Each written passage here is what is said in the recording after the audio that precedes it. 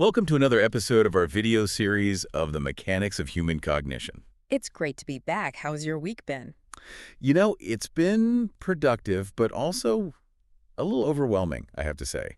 I spent most of it just sifting through information, reading things, listening to things, just trying to keep up. And I ended the week feeling like I had this massive library in my head, but zero actual insights. That feeling right there. Informed, but at the same time completely overwhelmed and, well, almost inert. That's the core tension we need to get into today. You've just perfectly described the modern dilemma. So that's the mission then. We're diving into a really fundamental question. When we consume all this material, are we actually acquiring power, or are we just, I don't know, accumulating burdens and responsibilities we'd rather not have? Exactly. And to do that, we have to build a framework for distinguishing between just noise and what is truly actionable knowledge. Okay, and I think that framework has to start with understanding that not all information is created equal. That's the foundation. We have to establish a clear architecture of information. Most people today might treat a tweet, a university paper, and, a deep philosophical text as basically the same thing. They just call it all knowledge. Right, it all goes into the same bucket. But they actually live on completely different tiers of cognitive value. Okay, so let's unpack this hierarchy right away, because this feels like the key to separating the noise from the wisdom. Right. Where do we start? What are the tiers? Well, we begin at the very bottom with data. In the language of the sources, this is Veri. Veri. It's just a raw, isolated observation. Think of a temperature reading, a specific date, a single number on a spreadsheet. By itself, it's meaningless, like a single brick sitting alone in a field, no context. A floating fragment, nothing around it. Exactly. Yeah. Now, the next level up is information, what we call Malumat. This is data that's been organized somehow. It's been recorded, written down, stored. So it permeated a medium, like a book or even just our memory. Precisely. The brick has been placed on a pallet with other bricks. This is where I'd say 99% of our daily consumption happens. News reports, social media feeds, stats. So if data is the raw ingredient, information is like the filing cabinet full of organized recipes. But you still haven't cooked anything. You definitely haven't eaten. That is a perfect analogy, because the third tier, that's knowledge. Bilgi. And this is only formed when that information, that malumat, is grouped into a meaningful story or narrative, and this is the critical part. It results in an internal judgment from you, a value, a conviction. It cannot, yes. The knowledge is the final meal. It's information you've not only aggregated, but you've understood, you've digested, and you've stamped it with your own internal seal of approval or disapproval. This distinction is so important because I think it's where most of the confusion is today. We assume that if we finish a business book, we've gained knowledge. But what you're saying is, if we haven't actually wrestled with it, debated it internally, and formed our own unique judgment about it, it's still just high-quality information. Precisely. That is the modern delusion. Confusing the sheer quantity of information we consume with the quality of internal knowledge we create. If you can only repeat what the book said, you have rich malumat. If you can critique its thesis using other sources and then generate your own novel conclusion, now you're creating true bilgi. So what's the pinnacle? What does that final stage look like? That would be wisdom, bilgilik. And that's achieved when large, diverse networks of these true knowledge clusters, they connect and integrate. They provide this deep internal perspective that starts to guide your entire life strategy. So it's not just having a lot of cooked meals, it's being able to design the whole kitchen, the whole menu for the rest of your life based on what you've learned. That's it. It's the architectural plan. Which brings us directly to this crisis of information overload. We are drowning in data and information. Yeah. So how does the sheer volume actually prevent us from creating knowledge? Shouldn't more information make us smarter? The problem is the combination of speed and volume. Together, they eliminate the one necessary ingredient, which is time. Think back maybe, 15, 20 years. When someone read a significant book, there was a quiet period after. You had time to reflect, to let the ideas ferment in your subconscious. That slow cognitive process is where information transforms into knowledge. Knowledge needs a kind of cognitive incubation period. It does. But today, data and information just pour over us. It's a constant accelerating current. We have zero time for genuine knowledge production because the next wave hits before the last one is even really registered. Our minds are just perpetually playing catch up. So instead of creating our own knowledge internally, we just end up grabbing prefabricated narratives from outside. Yes, and that leads to what the sources call the patchwork quilt effect, the Yamalu Bosa. A patchwork quilt. Instead of synthesizing the raw materials ourselves, we just take these ready-made story fragments, a soundbite from the news, a slogan from social media, and we stitch them directly onto our belief system with any real scrutiny. The moment you said that, I immediately thought of, hot-button political or social issues. People so rarely articulate their own constructed argument. They just repeat the most convenient ready-made story from their preferred feed. Exactly. And that makes them incredibly vulnerable. Their ideas and then the actions that follow are fragile. They're hollow because they aren't rooted in their own judgment. True knowledge means having the competence to look at an event, form your own detailed commentary on it, and then articulate that without first needing to check for external validation. So how do you actually do that, though? I mean, practically speaking, for someone with a demanding job, how do you force that internal creation process? You have to introduce friction, structure. It is not enough to just read. You must force your brain to reorganize the material. This is where something like deep work comes in. Read the challenging article then. You close the book. You turn off the screen. And you force yourself to summarize its core arguments, its connections, and your critique, maybe in a one-page memo. So that act of structuring and judging without the source material right there, that's the transformation. That's the engine. If you can't write a coherent critique from memory, you have information, not knowledge. Okay, let's connect this to the big challenge right now. Generative AI. AI is a world-class engine for producing high-quality information, or Malumat.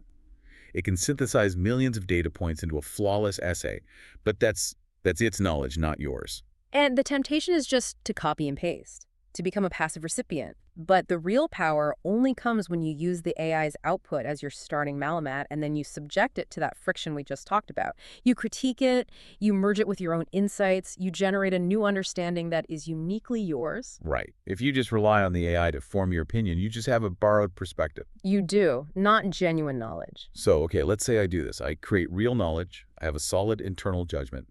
But what if I don't act on it? Is knowledge without action actually power? Well, knowledge is initially potential power, izilgus, like the potential energy that's stored in a raised object. It's immense, but it's stored. Right. It only becomes kinetic or actionable power when it's reflected in your life, through a specific decision, a change in your circumstances, or the conscious exercise of your will, your I-raid. So the insight has to change the action. If I know that a certain habit is bad for my long-term health, but I keep doing it, my knowledge is just inert potential. Exactly. It's stored potential that hasn't overcome the friction of inertia.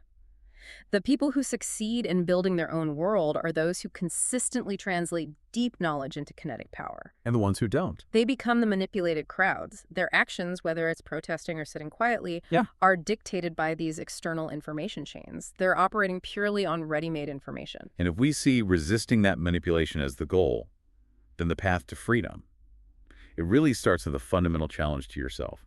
It does. The method is ancient. It's just applying critical and analytical thinking relentlessly. The simplest way out of that cycle is to constantly ask yourself one question.